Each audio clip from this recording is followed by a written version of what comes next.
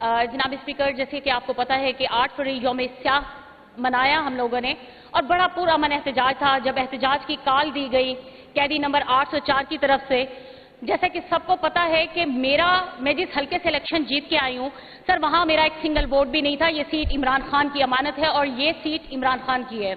मैंने कैदी नंबर 804 की कॉल के ऊपर एहतजाज की कॉल दी, लेकिन एहतजाज से 2 दिन पहले पुलिस वाले मेरी फैमिली में जाते हैं। मेरे 6 भाई अल्हम्दुलिल्लाह, सभी के घर गए, मेरी बुजुर्ग वालदा के घर गए और उनमें से पुलिस वाले जाके मेरी वालदा को कहते रहे कि अपनी बेटी को कहें कि सियासत छोड़ दे। सर, वो कौन होते हैं हमें ये डिक्टेट करने वाले कि हमने सियासत करनी है या नहीं करनी है?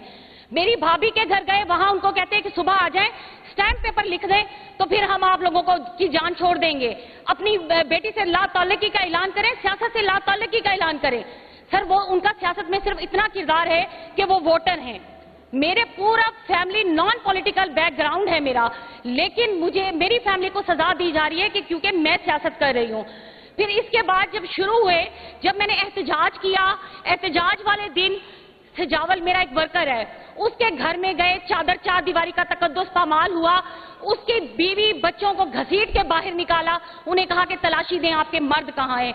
दरवाजे तोड़े गए, 18 वर्कर्स उठाए गए, 20 लोगों के ऊपर एफआईआर की गई, 22 लोग नामजद किए गए एफआईआर में, फिर भी 20 लोग नामालूम रखे गए। जब 18 लोग गिरफ्तार हुए, उनमें एक बुजुर्ग 70 साल का बाबा गफार दस्ती जो कि शुगर का पेशेंट था, उनमें एक मरीज था, उसको उठाकर ले गए और 4 दिन जेरे हिरासत रखा।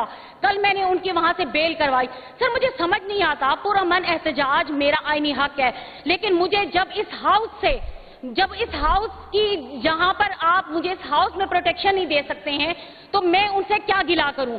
जब मेरी गाड़ी के ऊपर हमला हुआ, जब मेरे वर्कर्स के घर के ऊपर हमला हुआ, तो मैंने यहां पर प्रिविलेज मोशन जमा करवाई, जिसको आज 4 महीने गुजर गए। सर, आपसे वो एक डीपीओ और एक एसएचओ आपको ज्यादा मुकद्दम है, बजाय इसके कि आपकी यहां पर एक पार्लियामेंटेरियन खड़ी है। क्यों? क्योंकि हमारा कसूर ये है कि हम अपोजिशन में। सर, ये वक्त इनके ऊपर भी आएगा, इतने जुल्म करें कि कल कला ये बर्दाश्त कर सकें।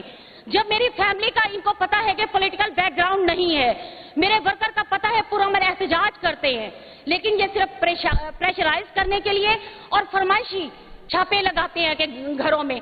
तो सर, मुझे जब तक आप लोग यहां से पूरे हाउस की इंसल्ट है कि एक पार्लियामेंटेरियन का फोन भी एक डीपीओ ना सुने, एक एसएचओ ना सुने और आप उनको बुलाना भी गवारा ना करें। मैं जब भी आऊं आप मुझे लारा देके यहां से भेज दें।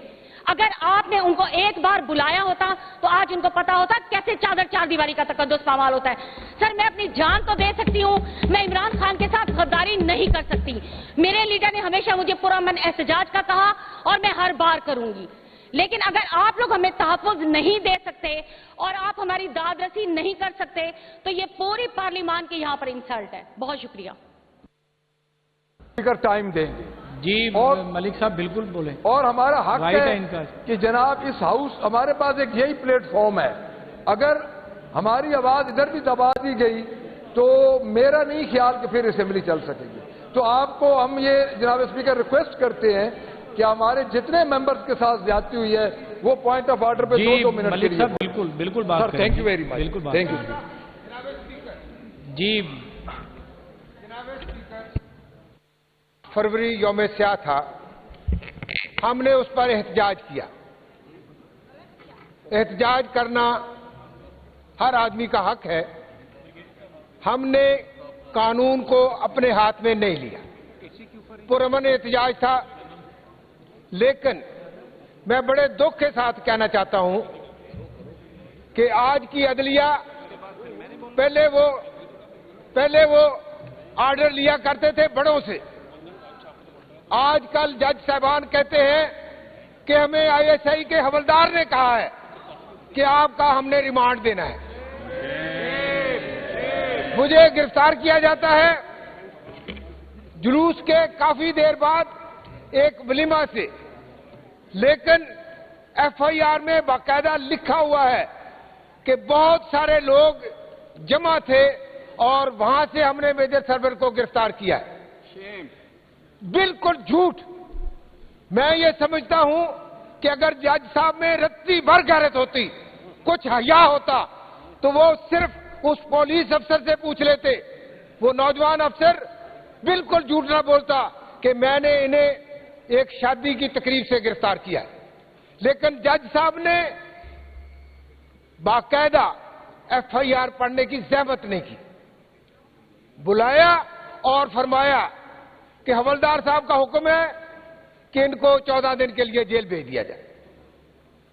میں یہ سمجھتا ہوں کہ ہماری عدلیہ جس نچلے درجے پر پہنچ چکی ہے، اب ان سے کسی قسم کی کوئی توقع رکھنا میرا خیال ہے کہ پاگل پن ہے۔ دوسری بات جو میں کہنا چاہتا ہوں، میں اس ایوان کا رکن ہوں، آپ اس ایوان کے کسٹوڈین ہیں، مجھے وہاں پر بات کر لیں، مجھے وہاں پر باقاعدہ ان لوگوں کے وارڈ میں شفٹ کیا گیا، چکی میں، جہاں پر منشیات فروش جمع تھے، ان کو قید کیا گیا تھا۔ اس میں مجھے چھوٹی سی چکی میں 3 اور لوگوں کے ساتھ حراست میں رکھا گیا، 3 دن میں وہاں رہا۔ میں یہ سمجھتا ہوں، میں اپنے بھائیوں سے جو اس طرف بیٹھے ہیں ان سے بھی کہنا چاہتا ہوں کہ میرے بھائیوں، یہ بات اسپیکر صاحب میں آپ کے توسط سے کہنا چاہتا ہوں کہ اس بات کا خیال رکھیں، اس وقت چاہے کوئی منشیات فروش ہو، چاہے ڈکیت ہو، چاہے چور ہو، جو بھی اس وقت جیلوں میں بند ہیں، ان میں سے 99% لوگ عمران خان کے سپاہی بن چکے ہیں۔ ہم جاتے ہیں تو ہمارا استقبال کرتے ہیں، ہمیں وہ پیار سے اپنے ساتھ بٹھاتے ہیں۔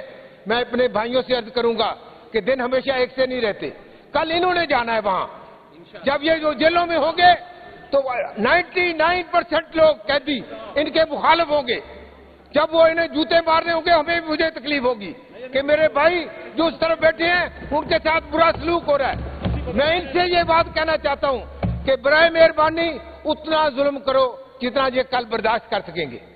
ہم اگر میں اپنے بیٹے کی شہادت کی قربانی دے کر اسے برداشت کر سکتا ہوں تو منشیات فروشوں کے ساتھ رہنا، ڈکیتوں کے ساتھ رہنا مجھے کوئی تکلیف نہیں دیتا، بلکہ پھر مجھے وہاں پر کہا جا رہا تھا کہ یہ آپ ان کو اکٹھا کر کے کیا باتیں کر رہے ہیں۔ میں ان کو موٹیویٹ کر رہا تھا کہ ہمارا یہ کام نہیں ہے، یہ چور تو حکومت ہے، ہم نے تو اس سے جان چھڑانی ہے۔ آپ چھوٹی چھوٹی چوری کے، کوئی 10,000 روپے کی چوری، کوئی 15,000 روپے کی چوری، کوئی 1 لاکھ کی چوری، میں نے کہا بھائیو آپ یہ کام ختم کرو اور چور حکومت سے اپنی جان چھڑاؤ۔ میں آپ کے توسط سے صرف آخر میں اپنے ان بھائیوں کو کہنا چاہتا ہوں کہ برائے مہربانی اتنا ظلم کرو جتنا کل برداشت کر سکو گے۔ بہت شکریہ۔